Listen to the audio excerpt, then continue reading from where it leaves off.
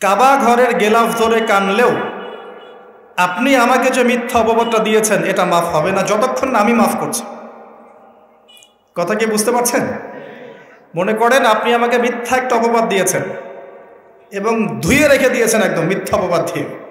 যতক্ষণ আমি আপনাকে মাফ না করছি, কাবা ঘরে গিয়ে গেলাফ ধরে কান্নাকাটি করলেও এই পাপ মাফ হবে না ইনশাআল্লাহ। এই অবস্থায় মৌত হলে কি হবে? পরকালে দেখবেন আমি দাঁড়িয়ে আছি আপনার জন্য। আপনার হিসেব হচ্ছে, হিসেব শেষ।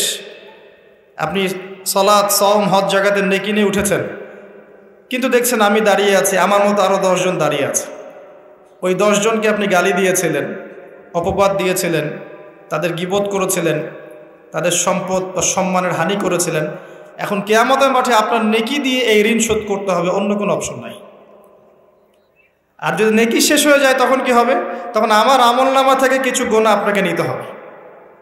আল্লাহ পাক ন্যায় বিচারক। আল্লাহ পাক শুধু গফুর রহিম নন, আল্লাহ পাক শুধু পরম করুণাময় অসীম দয়ালুই নন, বরং তিনি হচ্ছেন ন্যায় বিচারক। ন্যায় বিচারক।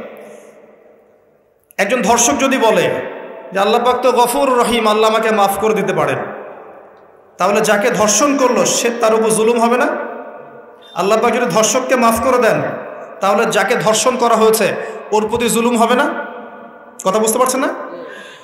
মনে করেন আপনি নাউজুবিল্লাহ কারো সম্পদ আত্মসাৎ করেছেন, এখন আল্লাহ যদি আপনাকে মাফ করে দেন, তাহলে এই যে যার সম্পদ আপনি আত্মসাৎ করেছেন এর উপরে জুলুম করা হচ্ছে না? আল্লাহ পাককে জুলুম করবেন? এক জাররা পরিমাণ করবেন না। কিয়ামতের মাঠে নেকি দিয়ে তার এই ঋণ শোধ করতে হবে, অথবা তার গোনা আপনার কাঁধে নিয়ে জাহান্নামের পথে যেতেও হতে পারে। আল্লাহ পাক হেফাজত করবে।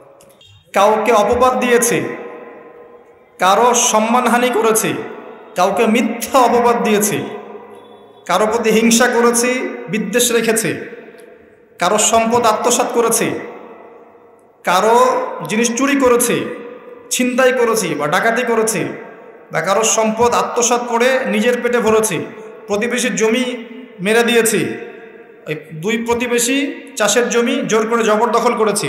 এক কথায় মানুষের সম্মান, জান মালের সাথে জড়িত যে পাপ, এই পাপ আল্লাহর কাছে মাফ হবে না। তাকওয়া কি জিনিস? আল্লাহ ভীতি। নবী সাল্লাল্লাহু আলাইহি ওয়াসাল্লাম বলছেন, আত-তাকওয়া হাহুনা। তাকওয়া হচ্ছে কলিজার মধ্যে, কলবের মধ্যে। আমার দাড়ি, টুপি, জুব্বা, পাগড়ি থাকতে পারে, কিন্তু আমার কলবে কতটুকু তাকওয়া আছে এটা আল্লাহ ছাড়া কেউ জানে না। তাকওয়া সম্পূর্ণ আল্লাহ জানেন একজন ব্যক্তির মধ্যে কতটুকু তাকওয়া আছে। অনেক সময় বাহ্যিক চোখে মনে হতে পারে এই ভাইটা ইসলামিক পোশাক পরে নাই, দাড়ি আমার চেয়ে একটু ছোট, চলাফেরা কেমন জানি, সুন্নতি পোশাক নাই, ওঠা বসা চলাফেরা কেমন মনে হচ্ছে। কিন্তু কে জানে যে তার মনের মধ্যে এমন তাকওয়া থাকতে পারে যার কারণে সে আমার চেয়ে বেশি সম্মানিত হতে পারে না? আবার অনেক সময় মনে হতে পারে যে আমি এইসব চেয়ারে বসে আছি, বড় বড় ওয়াজ করছি, নসিহত করছি, অনেক বড় বড় কথা বলছি, কোরআন এবং সুন্নাহর, সামাজিক কথা বলছি, পলিটিক্যাল কথা বলছি, কোরআন সুন্নাহ থেকে কথা বলছি, দেখে মনে হচ্ছে আমার পুরো দেহটা তাকওয়ায় ভরপুর। এমন হতেও পারে যে আমার চেয়ে আপনার তাকওয়া বেশি আছে। কে জানে? এটা শুধু আল্লাহ জানেন। এবং এই তাকওয়াই হচ্ছে আল্লাহর কাছে সম্মান পাওয়ার একমাত্র মানদণ্ড। তাই এখানে একটা নসিহত হচ্ছে, আল্লাহর কাছে নিরপরাধ থাকার চেষ্টা করেন, মানুষের কাছে না। আল্লাহর কাছে ফেয়ার থাকেন, আল্লাহর কাছে আপনি নিষ্পাপ থাকার চেষ্টা করেন, মানুষের কাছে না। আল্লাহর কাছে ভালো হন, দেখবেন আল্লাহ রাব্বুল আলামিন মানুষের মনের মধ্যে আপনার জন্য ভালোবাসা সৃষ্টি করে দিবে। মানুষের কাছে নয়, লোক দেখানো বিষয় নয়। লোক দেখানো বিষয়টাকে রিয়া বলা হয়, এটা একটা গোপন শিরক। তাকওয়াই একমাত্র মানদণ্ড যা আল্লাহর কাছে সম্মানের মানদণ্ড হিসেবে গৃহীত। বংশ, ভাষা, দেশ বা জাতি বা বর্ণ, রক্ত, এগুলো তাকওয়ার মানদণ্ড নয়, এগুলো আল্লাহর কাছে সম্মানের মানদণ্ড নয়। এটা আগে ভালো করে আমাদেরকে বুঝতে হবে। আর সেই ব্যক্তি মুত্তাকি নিঃসন্দেহে, যে আল্লাহকে ভয় করে, আল্লাহর আদেশগুলোকে মেনে চলে, আল্লাহর নিষেধগুলোকে বর্জন করে, নবী সাল্লাল্লাহু আলাইহি ওয়াসাল্লামের তরিকা মতো চলে, কোরআন এবং সুন্নাহর আলোকে জীবন গড়ে, ইনশাআল্লাহ আমরা বলতে পারি এই ব্যক্তি মুত্তাকি। তারপরেও এই ব্যক্তি চূড়ান্তভাবে জান্নাতে যাবে কি যাবে না, এই কথা আল্লাহ ছাড়া কেউ বলতে পারেন না। আসেন, উমর রাদিয়াল্লাহু আনহু একজন সাহাবীকে বলছেন, আপনি কি আমাকে বলতে পারেন তাকওয়া কাকে বলে? উমর রাদিয়াল্লাহু আনহুকে বলা হচ্ছে, হে আমিরুল মুমিনিন, আপনি কি কখনো কাটা বিছানো পথে হেঁটেছেন? উমর রাদিয়াল্লাহু আনহু বলছেন, হ্যাঁ হেঁটেছে। কিভাবে হেঁটেছে? আমরা সতর্কতার সাথে পা ফেলেছি। ওই সাহাবী বলছেন, এটাই হচ্ছে তাকওয়ার উদাহরণ। জীবনে চলার পথে আপনার সামনে শিরিকের টোপ থাকতে পারে, বেদায়াতের টোপ থাকতে পারে, হারাম রিজিকের টোপ থাকতে পারে, জেনার টোপ থাকতে পারে, সুদের টোপ থাকতে পারে, অনেক রকম টোপ কাটা আপনার পথে থাকতে পারে।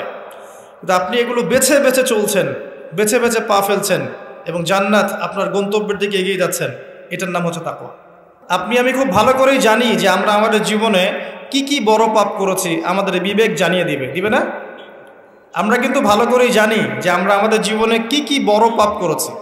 কত বছর নামাজ পড়িনি, কত বছর রোজা রাখি নাই, কত বছর যাকাত দেই নাই, কার কার ক্ষতি করেছি, কার কার উপর জুলুম করেছি, কয়বার জেনা করেছি, কয়টা মেয়ের সাথে সম্পর্ক করেছি, কতদিন বেপর্দায় চলেছি, বয়ফ্রেন্ডের সাথে কোথায় কোথায় ঘুরেছি, বয়ফ্রেন্ডের সাথে কি কি করেছি।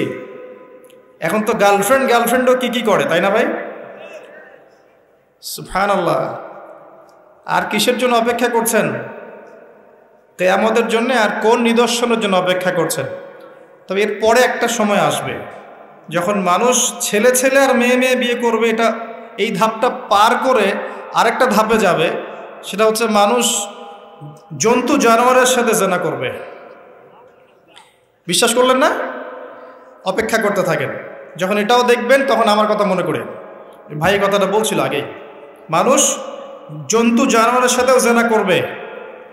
ছেলে ছেলেকে বিয়ে করছে না, মেয়ে মেয়েকে বিয়ে করছে না, এবং এটাকে প্রমোট করা হচ্ছে এমনভাবে যে এটা একটা ভালো জিনিস, এটা একটা ব্যক্তি স্বাধীনতা, মানুষ চাইলে করতেই পারে।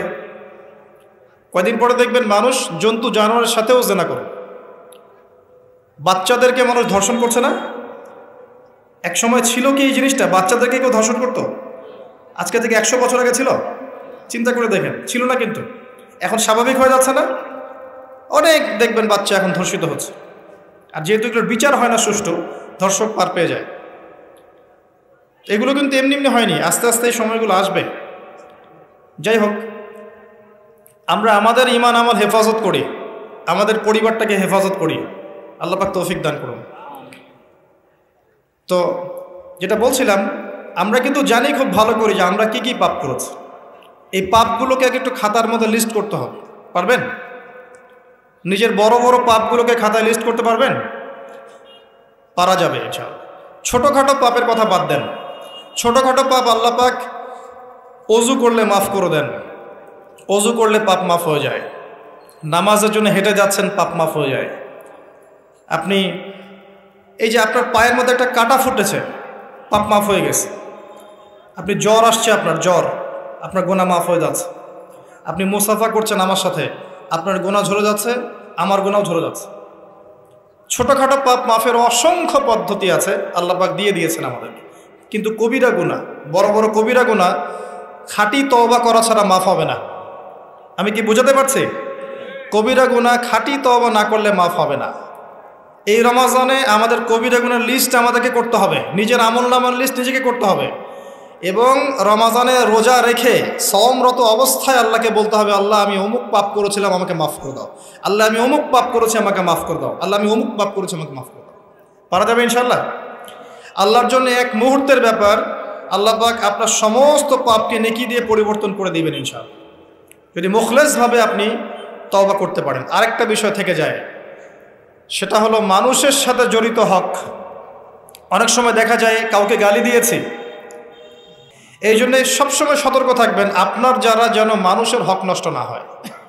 মানুষ আপনাকে গালি দেখ, থাপ্পড় মারুক, জমি আত্মসাৎ করে ফেলুক, হক নষ্ট করুক, কি করে করুক, আপনি তারটা করতে যান না। যারা করছে আপনি লাভবান। আপনি কেমন করে লাভবান? আপনি অসংখ্য নেকি পাচ্ছেন, আপনি জানছেনও না।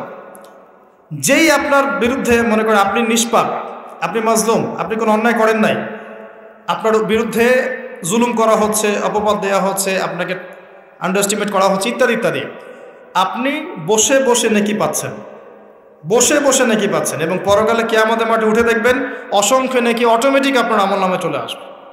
তখন তারা আফসোস করবে দুনিয়াতে এই কাজগুলো না করে ভালো কিছু করলে ভালো হতো। যাই হোক, মানুষের সাথে জড়িত পাপ আল্লাহর কাছে মাফ হবে না। এই কারণে এই রমজান মাসে ওই লিস্টের মধ্যে থাকবে আমি কার কার ক্ষতি করেছি, থাকবেই। কিন্তু যতটুকু মনে পড়ে লিখে ফেলবেন, সুযোগ থাকলে সেটা ফেরত দিয়ে দিবেন। যদি সুযোগ না থাকে ক্ষমা চেয়ে নেবেন, যদি সেই সুযোগও না থাকে তার পরিবারের কাছে ক্ষমা চেয়ে নেবেন, যদি সেই সুযোগও না থাকে তার পক্ষ থেকে সদকা করে দিয়ে পারা যাবে ইনশাল্লাহ। সেই সুযোগও নাই, তাহলে হাতটা তুলে তার জন্য দোয়া করবেন, আল্লাহ আমি আমার অমুক ভাইকে মিথ্যা অপবাদ দিয়েছিলাম, আল্লাহ তুমি তাকে মাফ করে দিও। আশা করা যায় আপনার গুনাহ আল্লাহ মাফ করে দিবেন ইনশাআল্লাহ। আসুন, রমজানের প্রথম কাজ এইটা, গুনার লিস্ট করা। একটু ধৈর্য ধরে বসেন, আমি অনেক ক্লান্ত, অনেক লম্বা সফর করে আসছি, এই জন্য আস্তে আস্তে কথা বলছি আর কি। তবে ইনশাআল্লাহ আজকে আমরা রমজানটাকে কিভাবে কাটাবো এবং কোরআনময় করে কিভাবে কাটাবো কিছু উপকারী কথা আপনাকে বলবো ইনশাআল্লাহ তাআলা। আল্লাহ পাক আমাদেরকে আমল করার তৌফিক দান করুন। প্রথম কাজ পাপের লিস্ট করা, তারপরের কাজ হচ্ছে তওবা করা। রমজানে আমরা তওবা করব যে আল্লাহ পাক আমি দুনিয়াতে যত পাপ করেছি, জানা অজানা, ছোট বড়, প্রকাশ্য গোপন, যত পাপ করেছি, যা আমি জানি যা আমি জানি না, যা তুমি আমার চেয়ে ভালো জানো, আল্লাহ মাফ করে দাও। পারা যাবে ইনশাআল্লাহ? খালি বলতে হবে আস্তাগফিরুল্লাহাল্লাযী লা ইলাহা ইল্লা হুয়াল হাইয়ুল কাইয়্যুম ওয়া আতুবু ইলাইহি, এটা পড়বেন। অথবা আল্লাহুম্মা আনতা রাব্বি লা ইলাহা ইল্লা আনতা খালাকতানি আনা আবদুক ওয়া আনা আলা আহদিক ওয়া ওয়া'দিকা মাস্তাতা'তু আউযু বিকা মিন শাররি মা সানা'ত আবুউ লাক বিনি'মাতিকা আলাইয়া ওয়া আবুউ বিযানবি ফাগফিরলি ফাইন্নাহু লা ইয়াগফিরু যুনুবা ইল্লা আনতা। পারা যাবে ইনশাআল্লাহ? হিসনুল মুসলিম, গুগল প্লে স্টোরে যান, একটা অ্যাপস আছে হিসনুল মুসলিম, একটা বই আছে, এটা কিনেন, সমস্ত দোয়া এখানে দেয়া আছে, দেখবেন আর পড়বেন, পকেটের মধ্যে রাখবেন, দেখবেন, পড়বেন। পারা যাবে ইনশাআল্লাহ? ইনশাআল্লাহ। এরপরে তওবার পরে কি? তওবার পরে রমজান মাসের বাজার আগে করব। এখন শাবান মাস চলছে, হাতে যতটুকু টাকা পয়সা আছে বা জমানো কিছু টাকা তো আছে, এখান থেকে আপনি রমজান মাসের বাজার করবেন। রমজান মাসে আপনি বেশি বেশি বাজারে যাবেন না, ওই মাসে যেটা আর্ন করবেন সেটা জমিয়ে রাখবেন, সমস্যা নাই। সম্ভব হলে ঈদের যে কাপড় চোপড় লাগে, আপনার স্ত্রীর জন্য এক সেট, আপনার বাচ্চার জন্য এক সেট, আপনার এক সেট, নতুন কাপড় পরা সুন্নত, এবং আমরা সবাই নতুন কাপড় পরার চেষ্টা করবো ইনশাআল্লাহ। যাদের নতুন কাপড় নাই তাদেরকে কাপড় দেওয়ার চেষ্টা করবেন ইনশাআল্লাহ। এটাও কিনে রাখতে পারেন আগে ভাগেই। রমজান মাসে আপনি বাজারে সময় দিবেন না, দুনিয়ার কাজে বেশি ব্যস্ত হবেন, এটা একটা টার্গেট।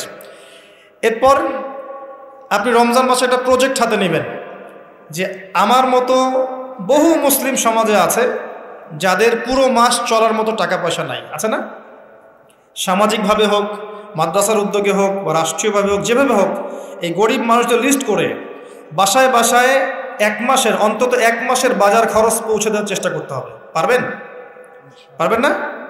এক মাসের বাজার কত টাকা লাগে? 2000, 3000, নিত্য প্রয়োজনীয় কথা বলছি, সব তো দিতে পারবেন না। 2-3 হাজার, 4000, এর মধ্যে সে চাল পাবে, ডাল পাবে, ছোলা বুট পাবে, তেল পাবে। বাই দ্য ওয়ে, তেলের দাম যে এখন কত আমি তো জানি না, আমি অবশ্য বাজারে যাই না, আমি জানি না দাম কত। তবে একটা ফেসবুক স্ক্রল করতে গিয়ে একটা ভিডিও আসলো, দেখলাম যে দেখে খুব হাসি বের হলো আর কি, যে বাড়ির গিন্নি সে কড়াই ধরে আছে, আর বাড়ির কর্তা ওই তেলের বোতলটাকে তালা দিয়ে লক করে রেখেছে আর কি। তো গিন্নি এসে বলছে আজকে রান্না করবো, তেল দাও। সে উঠে লক খুলে যে কৌটাটা আছে, যে কৌটার মুখটাতে এক কর্ক তেল ঢেলে এই আপনার কড়াইতে দিল, যে এটা দিয়ে আজকে চালাও। তো আল্লাহ পাক আমাদের এক শ্রেণীর অসৎ ব্যবসায়ীদেরকে হেদায়েত করুক, যারা কৃত্রিম সংকট তৈরি করে জিনিসপত্রের দাম বাড়ায়। আল্লাহ পাক এদেরকে হেদায়েত করুক, কঠিন শাস্তির আওতায় আনা উচিত। যদি এটা ওমর রাদিয়াল্লাহু আনহুর শাসন হতো, দেখতেন শাস্তি কাকে বলে, প্রকাশ্যে শাস্তি দিত তারা। যদি এটা ওমর রাদিয়াল্লাহু আনহুর যুগ হতো, তাহলে দেখতেন শাস্তি কাকে বলে। ওমর ইবনুল খাত্তাব রাদিয়াল্লাহু আনহুর একজন ছেলে একটা অন্যায় করেছিল, সম্ভবত তিনি মদ পান করেছিলেন, সম্ভবত। কাজী দর্রা দিচ্ছে 80 বেত্রাঘাত, দৌড়রা আস্তে আস্তে দিয়েছে, আমিরুল মুমিনের ছেলে, জোরে মারা যাবে না। ওমর রাদিয়াল্লাহু আনহু নিজে উঠে গিয়ে সেই দৌড়রা হাতে নিয়ে নিজে পিটানো শুরু করলেন। দৌড়রা মারা শেষ হওয়ার আগেই ছেলে ডেড, স্পট ডেড। কথা কি বুঝতে পারছেন? এবার ছেলেকে দাফন করলেন। দাফন করে বাকি দৌড়রা যে কয়টা বাকি ছিল, এই বাকি দৌড়রাগুলো তার কবরের উপরে মারছে। মারার পরে আল্লাহকে বলছে, আল্লাহ আমাকে মাফ করে দিও, হয়তো আমি ন্যায় বিচার করতে পারলাম না। আমি কি বুঝাতে পারছি ভাই? এটা তার শাসন। এরকম শাসন আবার আসবে ইনশাআল্লাহ। মনে করবেন না যে আসবে না। যা দেখছেন সব কিছু থাকবে না, এগুলোর কিছুই থাকবে না। যেটা বলছি, বাজার করে ফেলেন এবং প্রজেক্ট নেবেন। যারা দরিদ্র দুস্থ, এদের পরিবারে আমরা পার পরিবার একটা করে প্যাকেজ পাঠিয়ে দেব, যেখানে নিত্য প্রয়োজনীয় দ্রব্য থাকবে। তারাও যেন রমজান মাসে খেয়ে পরে বাঁচতে পারে। পারা যাবে ইনশাআল্লাহ?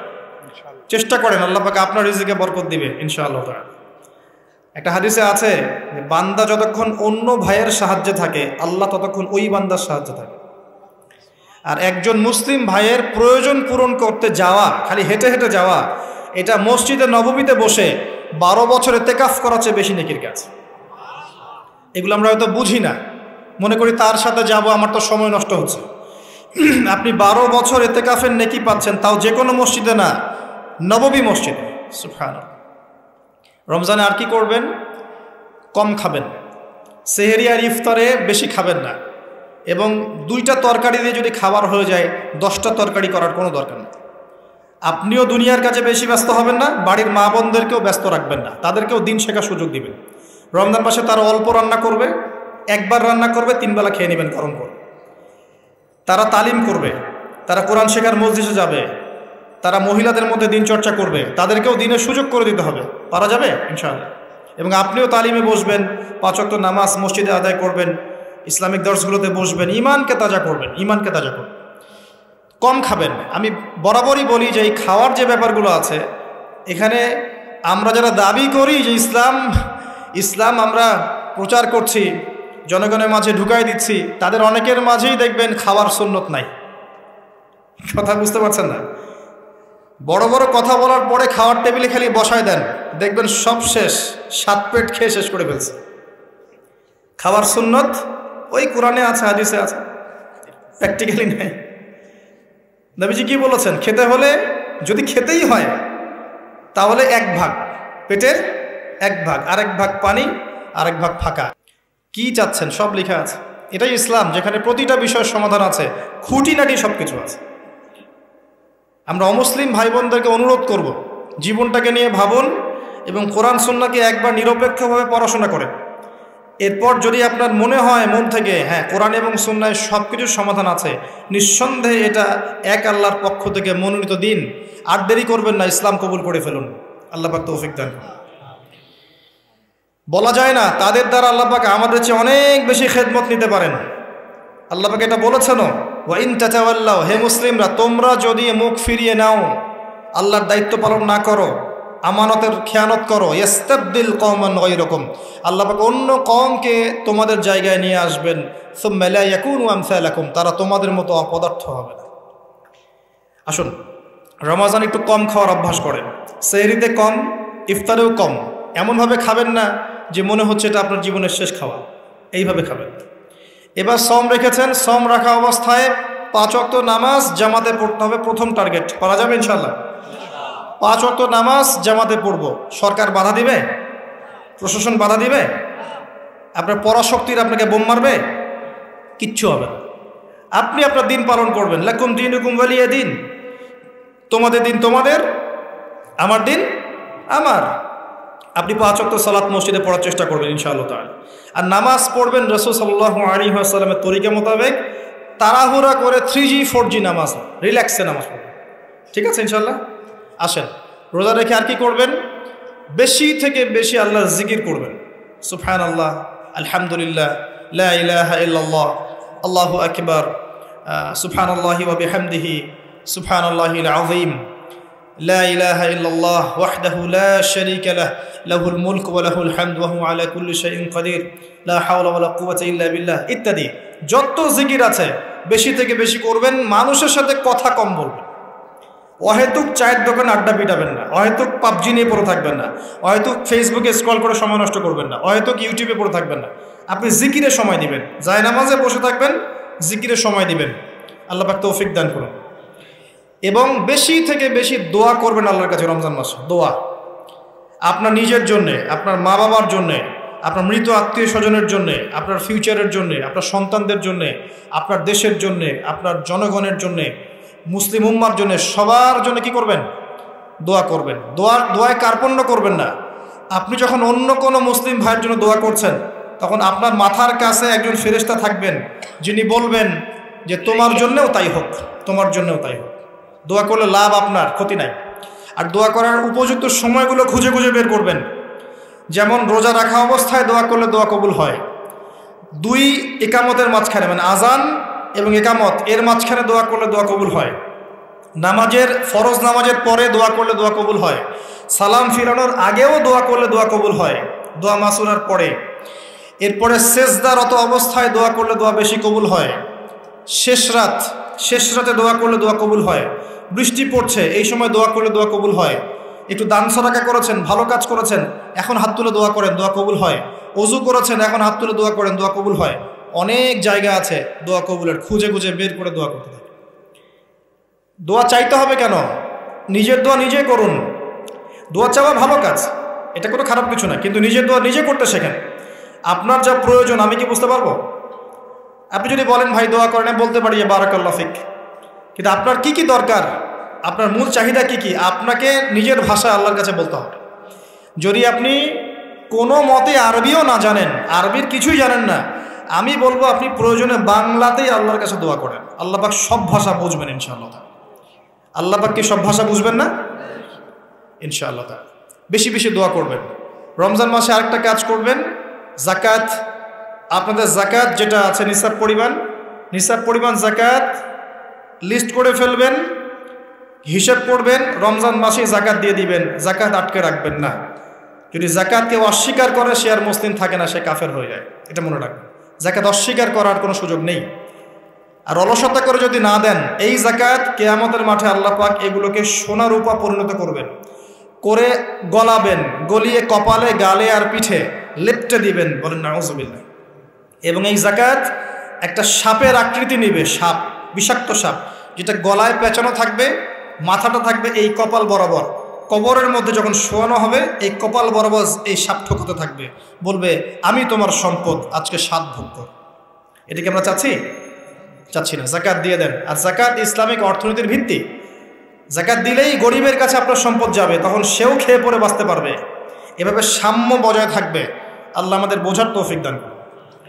রমজান মাসে একটা কাজ করবেন, সেটা হলো পরিবারকে সময় দিবেন, পরিবারকে টাইম দিবেন। পরিবারের মধ্যে ইসলামিক সংস্কৃতি গড়ে তুলবেন। একসাথে সেহরি করবেন, একসাথে সাহরি করার পরে একসাথে ইফতার করবেন, একসাথে তালিম করবেন। ইসলামিক কোনো মুভিজ একসাথে দেখলেন, ইসলামিক কোনো লেকচার একসাথে শুনলেন। মানে ইসলামকে এনজয় করবেন পরিবারকে নিয়ে, সাথে করে নিয়ে। বাচ্চা কাচ্চারা দেখবে ছোটোবেলায় আমরা বাবাদের সাথে এটা করেছিলাম, ওইটা করেছিলাম। ইফতার বানাচ্ছেন বাসায়, বাচ্চাদেরকে ইনভলভ করবেন, বাচ্চাদেরকে রোজা রাখতে উৎসাহিত করবেন, ওদেরকে নবীদের গল্প শোনাবেন, ইসলামিক কালচারে বড় করবেন। দেখবেন পরিবারের মধ্যে শান্তি রহমত নেমে আসবেন। পারা যাবে ইনশাআল্লাহ। রমজান মাসে আরও একটা কাজ করবেন, সাদাকাতুল ফিতর দিয়ে দিবেন। এটা সম্পর্কে আলেম ওলামারা আপনাদেরকে বলবে খুতবা ইনশাআল্লাহ, আমি আগেই বলে রাখলাম, সাদাকাতুল ফিতর দিয়ে দিবেন। রমজান মাসে আরেকটা ইম্পর্টেন্ট কাজ আছে, সেটা হলো যে আমাদের সমাজে অনেক এতিম থাকে, বিধবা থাকে, নিঃস্ব অসহায় মানুষ থাকে। এই মানুষগুলোর পাশে দাঁড়ানোর চেষ্টা করবেন। বেশি থেকে বেশি দান সাদাকা করবেন। যতটুকু সামর্থ্য আল্লাহ দিয়েছেন, আপনি বেশি থেকে বেশি দান সাদাকা করবেন। এভাবে ইনশাআল্লাহ আপনি রমজানটাকে উপলব্ধি করতে পারবেন, এনজয় করতে পারবেন।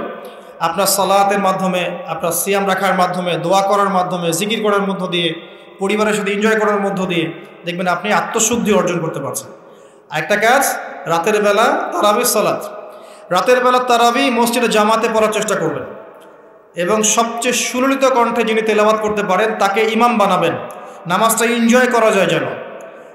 রুকু করলে সেজদা পাই না এমন নামাজ দরকার নাই। আমার কথায় মন খারাপ করছেন? রুকু করলে সেজদা পাই না এমন নামাজের দরকার নাই।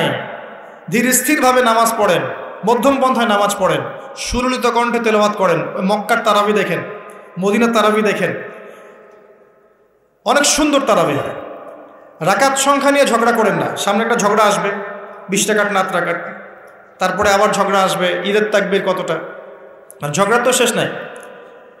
আস্তে আস্তে আস্তে আস্তে ইসলামের বিরোধী শক্তি যারা, তারা বিশ্বের নেতৃত্ব দেওয়ার আসনে চলে গেছে, আর আমরা আপোষে এই মারামারি কাটাকাটি ঝগড়া নিয়ে পড়ে আছে। বিশ্বাস করছেন না? এই হচ্ছে বাস্তবতা। কে কার গীবত করবে, কে কাকে অপবাদ দিবে, কে কার উন্নতি দেখে টেনে নামাবে, কে কাকে হিংসা করবে, কোন দলকে কাটা ছড়াছড়ি করবে, কোন আলেমকে, কোন বক্তাকে, এগুলো চলছে সমাজে। আর ইখতিলাফি মাসআলাগুলোকে নিয়ে আমরা এতটা সময় নষ্ট করেছি, এই সময়ে ইসরায়েল 70 বছর এগিয়ে গেছে। কথা বুঝতে পারেন না মনে হয়। সামনে দেখেন কি হয়, সামনে সে বিশ্বকে নেতৃত্ব দিবে, দেখে নিয়েন। ও মুসলিমদের নাকের ডগার উপর বসে সারা বিশ্বকে নেতৃত্ব দিবে, মুসলিমরা কিচ্ছু করতে পারবে না যতক্ষণ না ইমাম মাহদি আসছেন, তার আগ পর্যন্ত না। ইল্লা মাশাআল্লাহ, ইল্লা মাশাআল্লাহ। যদি আল্লাহ পাক কিছু বান্দাকে খাস করে নেন সেটা আলাদা বিষয়। মানে এখনও এই পৃথিবীতে এমন কিছু বান্দা আছে যারা কশ্চিনকালেও জালেমের সামনে মাথা নত করবে না, যারা হকের উপর থাকবে, যারা ইসলামের বিরোধী শক্তিকে ছাড় দিবে না, এমন বান্দাও পৃথিবীতে আছে। তাদের কথা ভিন্ন। বেশিরভাগ মুসলিমই লাহুম কুলুবুন লা ইয়াফকাহুনা বিহা, এরকম পর্যায়ে পড়ছে। হৃদয় আছে, উপলব্ধি করে না, চোখ আছে দেখে না, কান আছে শোনে না। এগুলোর ইখতিলাফ বাদ দিয়ে আপনি স্থিরভাবে নামাজের রাকাত সংখ্যা না, আপনি কোয়ালিটি বাড়াবেন। নামাজটা কত সুন্দর হচ্ছে এটা একটা ফ্যাক্ট। এবং তারাবির নামাজটাকে এনজয় করেন। খতম হবে কোরআন, আমরা কোরআনকে এনজয় করবো ইনশাআল্লাহ। এরপরেও শেষ রাত্রে আপনি চেষ্টা করেন নিজে ওঠার জন্য পরিবারের লোকজনকে ওঠানো, আসো 2 রাকাত নামাজ পড়ি, আসো 4 রাকাত নামাজ পড়ি। সেহরি করার 1 ঘন্টা আগে ওঠা যাবে না? সেহরি করার 1টা ঘন্টা আগে উঠলেই কিন্তু আমি মিনিমাম 5-6 রাকাত, 8 রাকাত, 10 রাকাত নামাজ পড়তে পারবো। 2 রাকাত তো পারবো কমসে কম। 2 রাকাত পড়ে একটু তাসবিহ তাহলিল করে, একটু কোরআন তেলাওয়াত করে আল্লাহর কাছে হাত তুলে দোয়া করা যাবে না? ওই সময় আল্লাহ পাক প্রথম আসমানে নেমে আসেন, সুবহানাল্লাহ। এসে বলেন, কে আমাকে ডাকবে, আমি তার ডাকে সাড়া দিব। কে আছে আমার কাছে কিছু চাইবে, আমি তোমার চাওয়া পূরণ করব। কে আছো আমার কাছে ক্ষমা চাইবে, আমি তোমাকে ক্ষমা করে দেব। আল্লাহ পাক ফজর পর্যন্ত এটা বলতে থাকে। রমাদানের আর 2টা কাজ। এক হচ্ছে লাইলাতুল কদর তালাশ করবেন। আর লাইলাতুল কদর তালাশ করতে হলে শেষ দশকটা ইতিকাফ করার চেষ্টা করুন। ইতিকাফ করতে পারলে আপনি লাইলাতুল কদর পেয়ে যাবেন ইনশাআল্লাহ। স্পেসিফিকলি বলা নাই 27 রমজানই লাইলাতুল কদর হবে, স্পেসিফিকলি বলার সুযোগ নাই, মিস হতে পারে। নবীজি বলেছেন শেষ দশকের বেজর রাত 21, 23, 25, 27, 29 যে কোনো একটা রাত লাইলাতুল কদর হবে। এক রাত ইবাদত করবেন, সারা হাজার মাস ইবাদত করার নেকি পেয়ে যাবেন ইনশাআল্লাহ তাআলা। এই রাতে দোয়া করলে দোয়া কবুল হয়ে যায়। আল্লাহ পাক আমাদেরকে লাইলাতুল কদর পাওয়ার তৌফিক দান করুন, ইতিকাফ করার তৌফিক দান করুন। আমি আরেকটা কাজ যেখান থেকে আমি আসবো, কোরআনময় রমজান মাসে সবচেয়ে বড় যে কাজটা, এটা দিয়ে শেষ করছি, শোনেন। এখানে একটু সময় নিব, আমি একটু ধৈর্য ধরেন। রমজান মাসের সবচেয়ে বড় কাজ, এবং রমজান মাস যে কারণে মহামান্বিত বা মহিমান্বিত, শব্দটা হয়তো আমি ভুল বলেছি, তো সেটা হচ্ছে আল কোরআনুল কারীম। রমজান মাস সেই মাস যেই মাসে কোরআন নাজিল করা হয়েছে। কি কারণে রমজান মাস এত ফজিলতময়? প্রশ্নটা কি একটা যৌক্তিক প্রশ্ন না? শাবান মাসে কেন এত কিছু নয়? রজব মাসে নয় কেন? রমজান মাসেই কেন? উত্তর একটা উত্তর, যে শাহরু রমাদানাল্লাযী উনজিলা ফীহিল কোরআন। রমজান সেই মাস যেই মাসে আমি কোরআন নাজিল করেছি। কি জন্য নাজিল করেছেন আল্লাহ পাক? হুদাল লিন্নাস, এটা মানব জাতির জন্য হেদায়েত, ওয়া বাইয়িনাতিন মিনাল হুদা, এবং এটা সুস্পষ্ট একটা প্রমাণ, ওয়াল ফুরকান, এবং সত্য মিথ্যার মানদণ্ড, ইলা আখিরিল আয়া। সূরা কদরে আল্লাহ বলছেন ইন্না আনজালনাহু ফি লাইলাতুল কদর, আমি লাইলাতুল কদরে কোরআন নাজিল করেছি। আর কদর কোন মাসে? শাবানে না রজবে না রমজানে? তাহলে রমজান মাসে কোরআন নাজিল হয়েছে, প্রমাণ হলো। রমজান মাসে আল্লাহ পাক কোরআন নাজিল করেছেন কোথায়? এবার আপনাকে দেখাচ্ছি। এই যে আইয়ামে জাহেলিয়াতে। কোথায়? আইয়ামে জাহেলিয়াতে, যখন একটা যুগের মধ্যে শিরক আছে, সুদ আছে, ঘরে ঘরে শিরক, ঘরে ঘরে সুদ, ঘরে ঘরে মাদক, ঘরে ঘরে মেয়েদের অবমাননা এবং গোত্রীয় হানাহানি, কাটাকাটি, মারামারি, জেনা, ব্যভিচার ভর্তি একটা সমাজের মধ্যে, এখানে রমজান মাসে লাইলাতুল কদরে আল্লাহ কোরআন নাজিল করছেন। কথা কি বুঝতে পারছেন? এবার এই মাসটাকে আল্লাহ পাক সম্মানিত করে দিলেন। তাহলে রমজান মাসের মূল কাজটা কি? কোরআনকে সময় দেয়া। এই মাসের মূল বিষয়টা কি? আল কোরআন। এখন আসেন, এই জাহেলি যুগে কোরআন নাজিল হলো মাত্র 23 বছর পর। কত বছর? মাত্র 23 বছর কোরআন অনুযায়ী চলার পরে দেখা গেল ওই জাহেলি যুগের মধ্যে কোনো শিরক নাই, ওই জাহেলি যুগের মধ্যে কোনো সুদ নাই, ওই জাহেলি যুগের মধ্যে কোনো নারীর অবমাননা নাই, ওই জাহেলি যুগের মধ্যে কোনো রকমের মাদক নাই, এই জাহেলি যুগের মধ্যে ওই জাহেলি যুগের কোনো গোত্রীয় হানাহানি নাই, সবাই ভাই ভাই হয়ে গেছে। সুবহানাল্লাহ।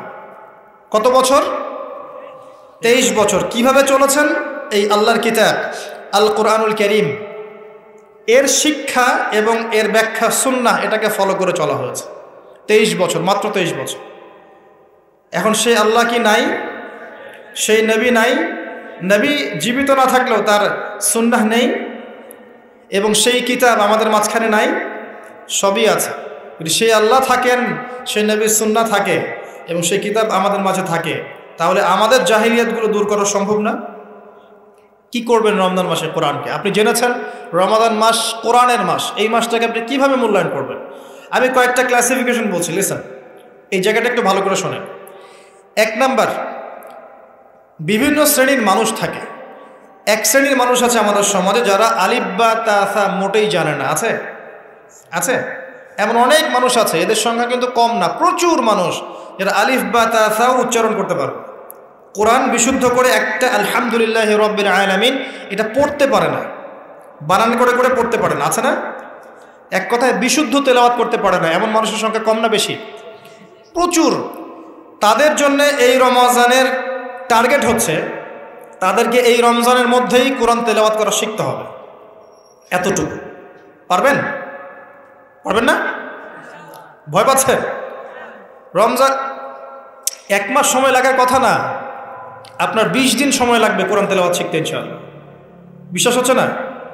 হয়তো আপনি দ্রুত গতিতে পড়তে পারবেন না, কিন্তু পড়তে পারবেন। আপনি মদ মাখরাজ তাজবিদগুলো শিখতে পারবেন। এখন আপনার জন্য টার্গেট যারা কোরআন মোটেই তেলাওয়াত করতে পারেন না, এই মাসে 1 মাসের মধ্যে আপনি কোরআন তেলাওয়াত করা শিখবেন, এটাই আপনার টার্গেট। পারবেন? মনে রাখবেন, নবী সাল্লাল্লাহু আলাইহি ওয়াসাল্লাম বলেছেন ইকরাউল কোরআন, তোমরা কোরআন তেলাওয়াত করো। ফাইন্নাহু ইয়াতি ইয়াউমাল কিয়ামা শাফিআন লিআসহাবিহি, কোরআন কিয়ামতের দিন তার পাঠকারীর জন্য সুপারিশকারী হবে ইনশাআল্লাহ তাআলা। খায়রুকুম মান তাআল্লামাল কোরআন ওয়া আল্লামা, তোমাদের মধ্যে সেই ব্যক্তি শ্রেষ্ঠ বা উত্তম যে নিজে কোরআন শেখে অন্যকে শেখায়। আরও হাদিস এসেছে, নবী সাল্লাল্লাহু আলাইহি ওয়াসাল্লাম বলেছেন আল্লাযী ইয়াকরাউল কোরআন ওয়া হুয়া মাহিরুম বিহ, যে ব্যক্তি কোরআন তেলাওয়াত করে এবং তার উপরও দক্ষ হয়, মা'আস সাফারাতিল কিরামিল বাররা, সেই ব্যক্তি সম্মানিত ফেরেশতাদের সাথে হাসর করবে ইনশাআল্লাহ।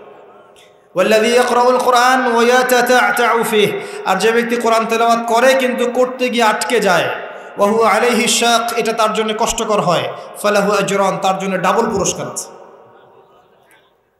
একটা হাদিসে, তিরমিজির হাদিসে নবীজি বলেছেন যে মান ক্বারা হারফাম মিন কিতাবিল্লাহি ফালাহু হাসানা, যে ব্যক্তি একটা হরফ পড়বে আল্লাহর কিতাবের, আলিফ লাম মিম, লা আকুলু আলিফ লাম মিম হারফুন, নবীজি বলছেন আমি বলছি না যে আলিফ লাম মিম তিনটা মিলে একটা হরফ, বাল আলিফুন হরফ, লামুন হরফ, মিমুন হরফ, আলিফ একটা হরফ, লাম একটা হরফ, মিম একটা হরফ, প্রত্যেকটা হরফে তার 10টা করে নেকি হবে ইনশাআল্লাহ।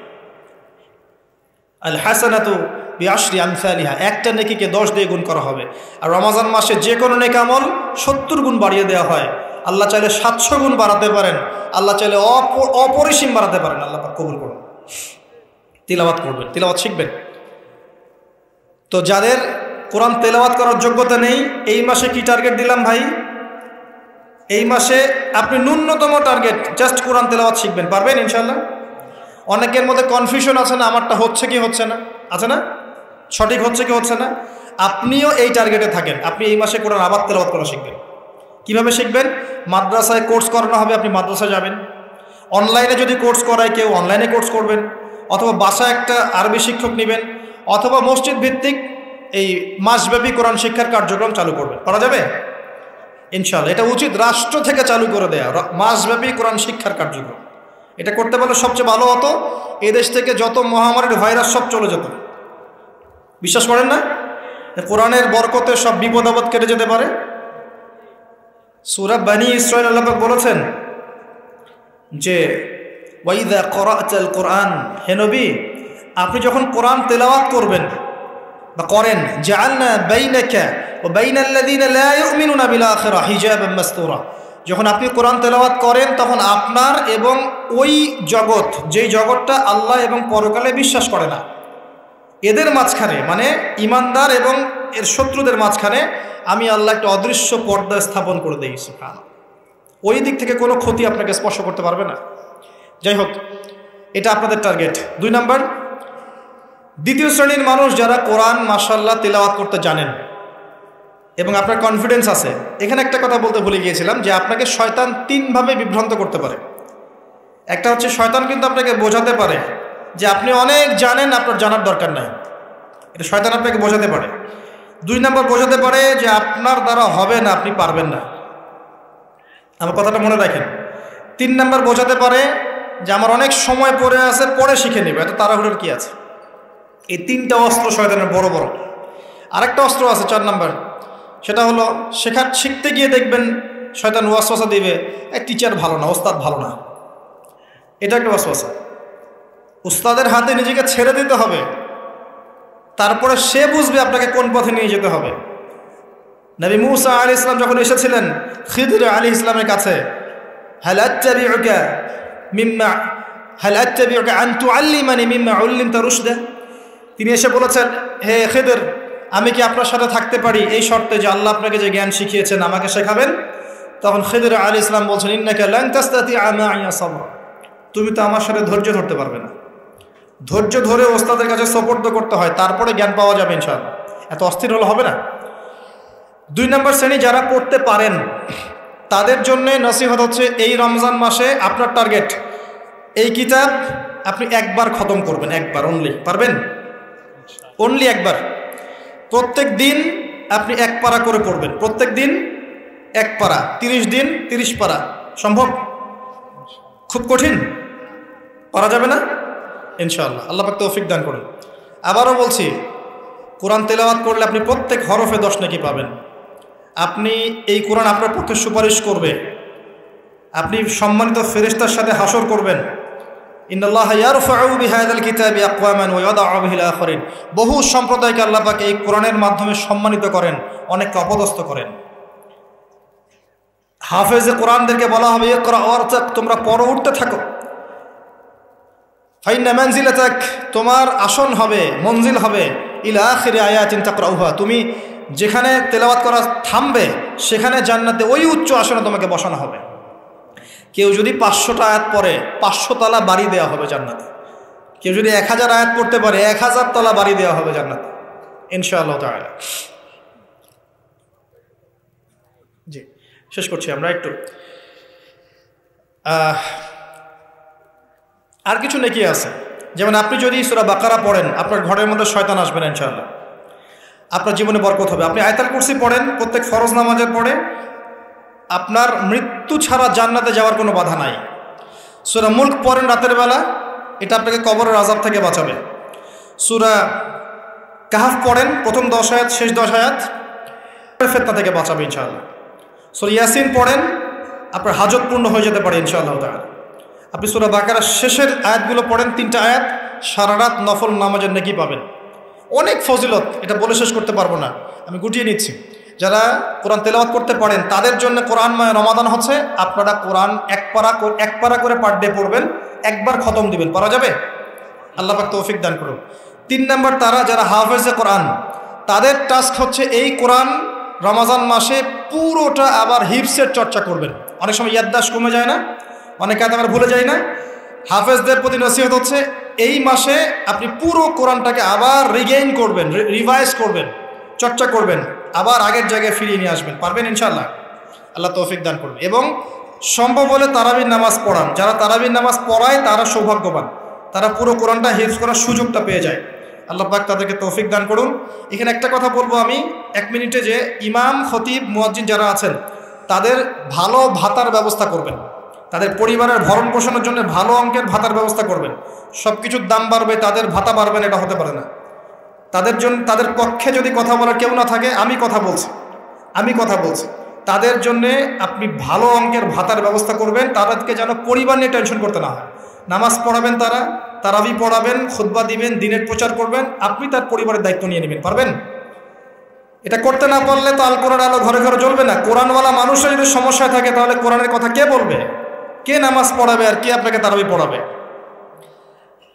তারা অনেক মাজলুম এবং অসহায়, তারা মুখ ফুটে অনেক কথা বলতে পারে না, তাদের পক্ষে কথা বলার মানুষ খুব কম। তাদেরকে ভালো অঙ্কের অনারিয়ামের ব্যবস্থা করবেন, এটা করা উচিত আমাদের সবার। একটি ইমামের বেতন 5,000 10,000 টাকা, কীভাবে সংসার চলবে? সংসার চলতে পারে না। আল্লাহ পাক তাদেরকে প্রশস্ত রিজিকের ব্যবস্থা করুন, আমিন। আমাদের মানসিকতা পরিবর্তন করুন, আমিন। হাফেজ কোরআনদের জন্য এই টাস্ক, আপনারা পুরো কোরআন হিফজ করবেন, চর্চা করবেন এই রমজান মাসে। তারপরে আর 2-3টা বলে শেষ করছি। যারা কোরআন আমরা অর্থ জানি, টুকটাক অর্থ জানি, আমাদের কাজ হচ্ছে এই রমজান মাসে কোরআনের ব্যাকরণগুলোকে ঝালাই করা, আরবি ভাষাটাকে একটু ঝালাই করা এবং বিশুদ্ধ তাফসিরকে নিয়ে পুরো কোরআন A to Z পুরো কোরআন 1 মাসের মধ্যে অর্থসহ পড়া। পারবো ইনশাল্লাহ?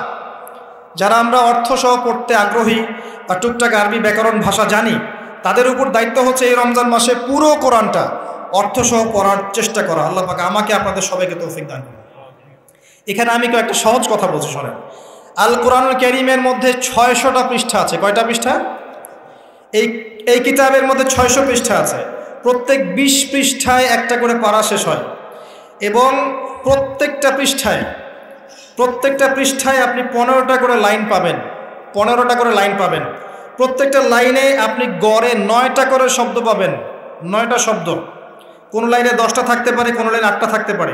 গড়ে 10টা শব্দ, 9টা শব্দ থাকবে এবং এক পৃষ্ঠায় 135 থেকে 140টা শব্দ থাকে। কথা কি বুঝতে পারছেন? এভাবে হিসাব করলে দেখা যায় যে এই 600 পৃষ্ঠার কিতাবের মধ্যে সব মিলিয়ে শব্দ আছে 77,800টা। কতটা? 77,800টা, অ্যাপ্রক্সিমেটলি 78,000 শব্দ। কিন্তু সুসংবাদ হচ্ছে এই সমস্ত শব্দগুলোই নতুন নতুন শব্দ নয়, বরং এই শব্দগুলো বের হয়েছে মাত্র 4,500 শব্দ থেকে। সুবহানাল্লাহ, চিন্তা করতে পারেন? মাত্র 4,500 শব্দ থেকে এই সমস্ত শব্দগুলো বের হয়েছে। এই শব্দগুলো আবার 3 ভাগে বিভক্ত। একগুলো হচ্ছে নাউন্স বা বিশেষ্য বা ইসম, একগুলো হচ্ছে ফেল বা ক্রিয়া, একগুলো আছে হরফ বা প্রিপোজিশন বা অব্যয়, এই টাইপের। এর মধ্যে মাত্র 200 থেকে 300টা মাজদার যদি আপনি জানেন এবং একটা শব্দ থেকে অনেকগুলো শব্দ তৈরি করার এই ব্যাকরণের টেকনিকটা যদি শিখতে পারেন, আপনি ইনশাআল্লাহ তাআলা অল্প সময়ের মধ্যেই দেখবেন আল কোরআনের মিনিমাম অর্ধেক অর্থ আপনি বুঝতে পারছেন। এটা এত সহজ, আলহামদুলিল্লাহ। অনেকে বলবেন যে এটা তো আগে শুনি নাই। নতুন নতুন মেথড আসছে না? FM মেথড, এই মেথড, সেই মেথড আসছে না? আরবি ভাষা নিয়েও চর্চা হয়, মেথড বের হয়। আরবি ভাষা নিয়ে, কোরআন নিয়ে অনেক গবেষণা চলছে এবং নতুন নতুন অনেক কোর্স এবং বই লঞ্চ হচ্ছে। এগুলো ঘাটাঘাটি করেন, আপনি দেখবেন যে কোরআনটাকে আল্লাহ পাক সহজ করেছেন। আল্লাহ পাক এটাই বলেছেন, ওয়ালাকাদ ইয়াসসারনাল কোরআন লিযিকরি ফাহাল মিন মুদ্দাকির। কোরআনকে আমি বোঝার জন্য সহজ করেছি, কেউ কি আছো উপদেশ গ্রহণকারী? আপনি এই ব্যাকরণগুলো শেখেন। আমি একটা ওয়েবসাইটের নাম বলে দিচ্ছি, www.understandquran.com। দেখেন, এখানে সব ভিডিওসগুলো দেওয়া আছে। সময় নেই, খালি দেখেন। ইংরেজি ভাষায় দেওয়া আছে, উর্দু ভাষায় দেওয়া আছে, আপনি বুঝবেন। সহজ উর্দু, সহজ ইংরেজি, আপনি পারবেন ইনশাআল্লাহ তাআলা। একটু সময় দেন, 6টা মাস, 1টা বছর সময় দেন, আপনি ইনশাআল্লাহ আল কোরআনের মিনিমাম 60 থেকে 70% অর্থ করতে পারবেন ইনশাআল্লাহ তাআলা। বাকি যেগুলো পারবেন না সেগুলো একটু কঠিন, সেগুলো আপনাকে আরও উচ্চ লেভেলের বই পড়তে হবে, আলেম ওলামার কাছে গিয়ে পড়ে থাকতে হবে, গ্রামার শিখতে হবে, ব্যাকরণগুলো শিখতে হবে। আস্তে আস্তে আস্তে আপনি পারবেন ইনশাআল্লাহ। শুধু সূরা ফাতিহাতে যে কয়টা শব্দ আছে, 19টা 20টার মতো শব্দ থাকতে পারে।